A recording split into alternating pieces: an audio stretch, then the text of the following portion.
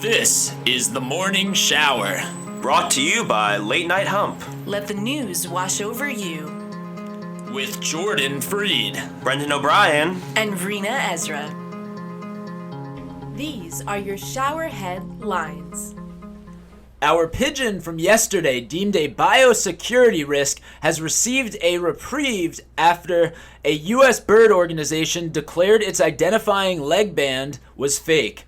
The bird band in Australia is counterfeit and not traceable, an official said. They do not need to kill him. The story did not elaborate on the pigeon's many aliases. President-elect Joe Biden proposed a $1.9 trillion stimulus package as he prepares to move into the Oval Office.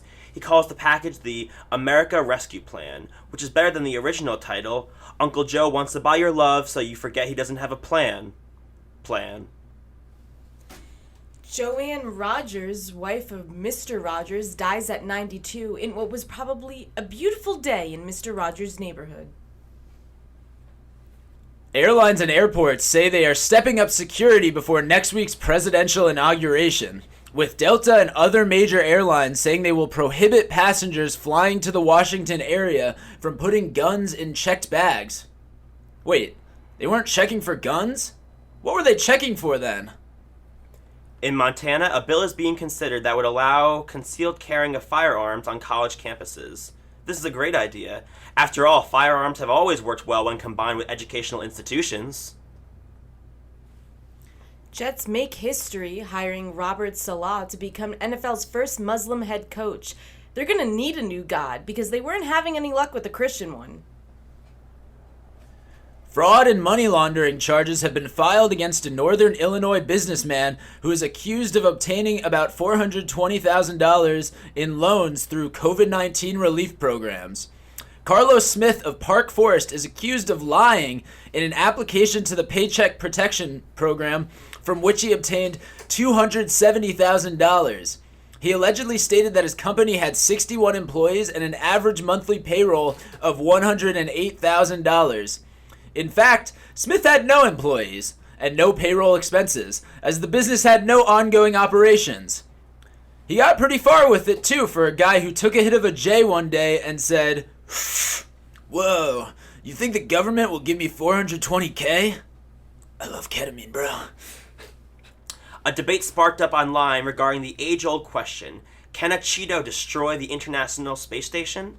The conversation attracted the attention of several scientists and aerospace engineers who determined the Cheeto would be moving towards the space station at a rate of 9.3 miles per second, which is a nice change because usually it's me who's moving 9.3 miles per second towards a bag of Cheetos.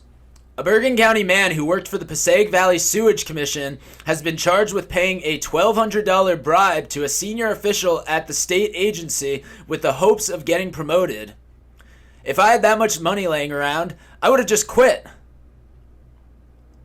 Andrew Yang officially announced his intention to run for mayor of New York City.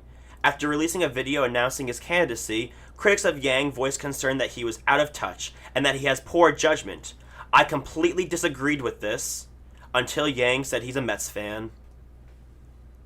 Amazon recently released its second-generation smart eyeglasses with built-in Alexa capability known as Echo Frames. Amazon is slowly shifting away from spying on you to spying with you. New Jersey took nearly $1 billion worth of sports bets in December, an encouraging finish to a year in which coronavirus closures and restrictions sent overall gambling revenue down. January 2021 has had zero gambling revenues because all of it was lost in December. Japanese cabinet minister Taro Kono has said anything can happen in regard to the postponed Tokyo Olympics, raising more doubts about the games scheduled to begin in just over 6 months. Anything can happen. Hopefully they don't spread COVID and extinct the human race. An Associated Press review of public records, social media posts, and videos shows at least 21 current or former members of the U.S. military or law enforcement have been identified as being at or near the Capitol riot, with more than a dozen others under investigation but not yet named. In many cases, those who stormed the Capitol appeared to employ tactics body armor, and technology such as two-way radio headsets that were similar to those of the very police they were confronting. Damn, what's with all the cop-on-cop violence? They should really stop killing each other. Thank you for showering with us. Lather, rinse, repeat every day before noon. Scrub-a-dub-dub at latenighthump.com.